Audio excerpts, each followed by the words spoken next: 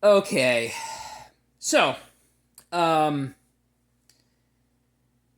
I did a video a few weeks ago where I talked about the boomers' narratives about maturity and how Nietzsche's critique of traditional morality could be, how his methodology could be applied to also critique the narratives that the boomers have about maturity.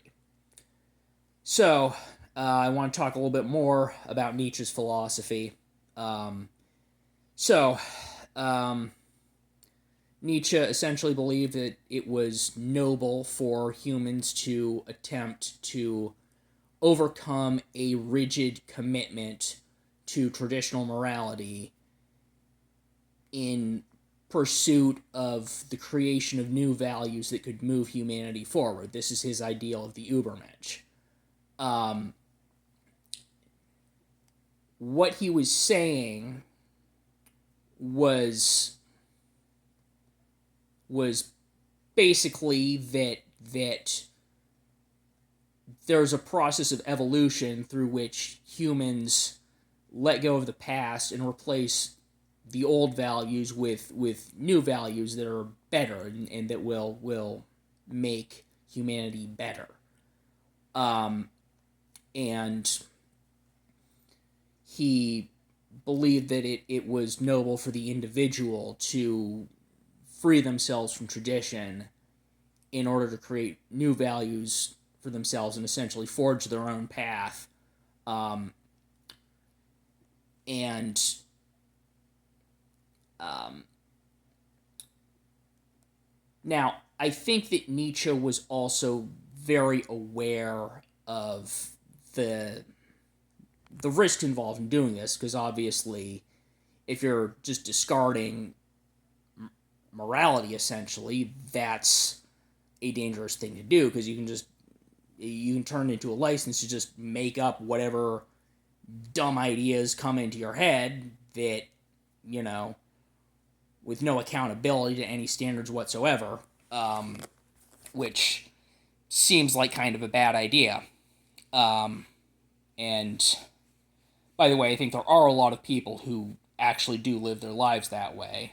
In fact, I might even argue that it's something that's done a lot of damage to the political discourse, because people don't think they have to be accountable for the ideas they hold, and I don't think that that's a path that is healthy for society to go down.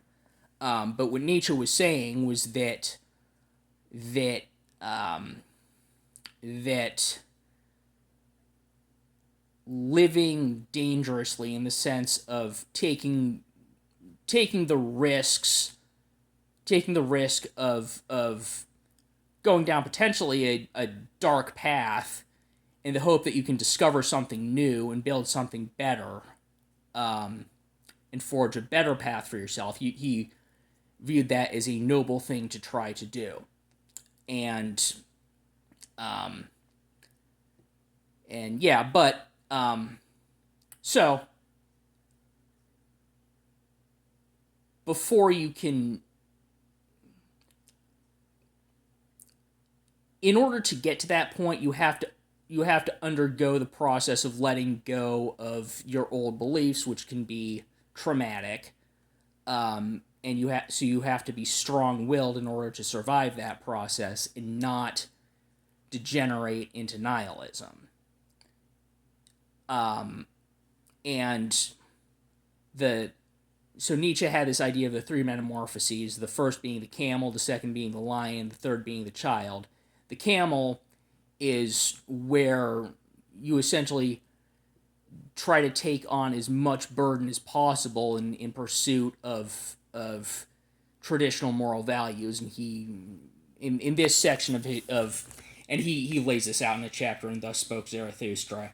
And in the section on the camel, um, it's like a few passages within one chapter.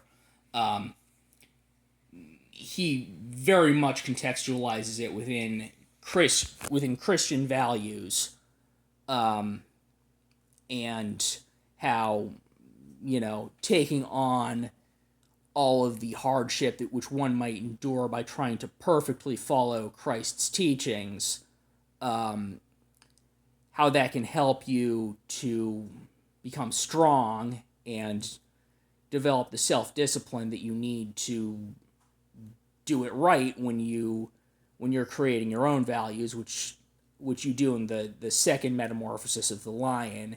And then the child is where you've undergone because the metamorphosis of the lion is essentially a process of telling everybody else to piss off, and you're going to do your own thing and reject all the bullshit. But then once you've undergone that process, you can.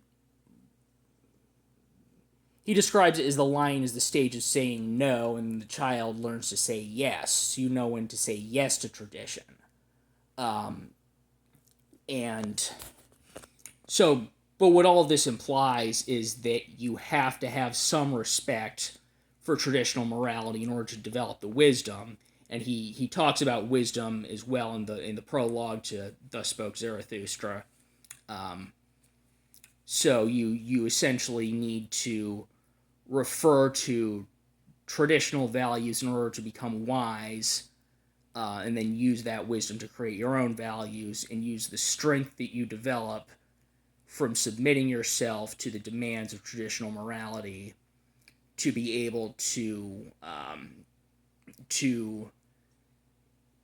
go through the transformation from the camel into the lion in a way that leads to you coming out better on the other side.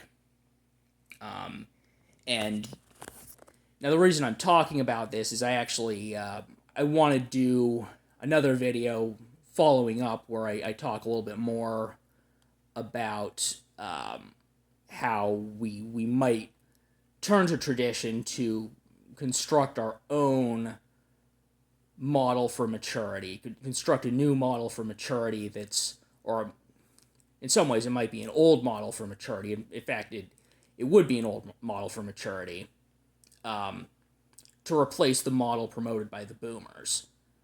And I am going to record that video tomorrow. Hopefully I'll try. Hopefully I won't end up putting it off again. Maybe I will.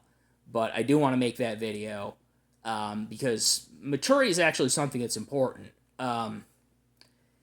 Something that our society doesn't care about young men. And one of the things that you'll hear is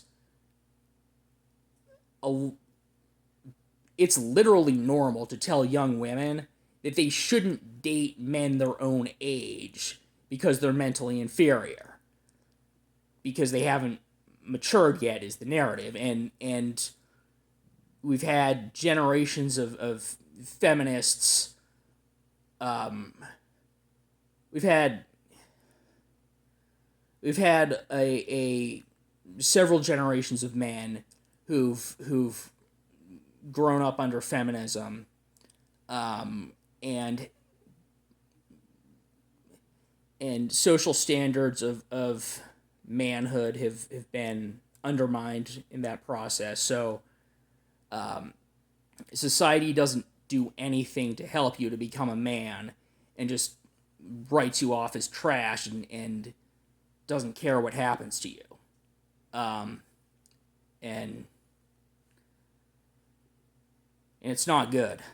And I think that young men deserve to be treated a lot better than that.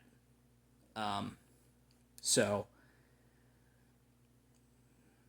you should try to be mature. And I think that whatever efforts, if you're a young man, whatever efforts you're putting into becoming mature, becoming the man you have the potential to be, I think that that's something that's praiseworthy, and keep doing it. I'm gonna close out with that.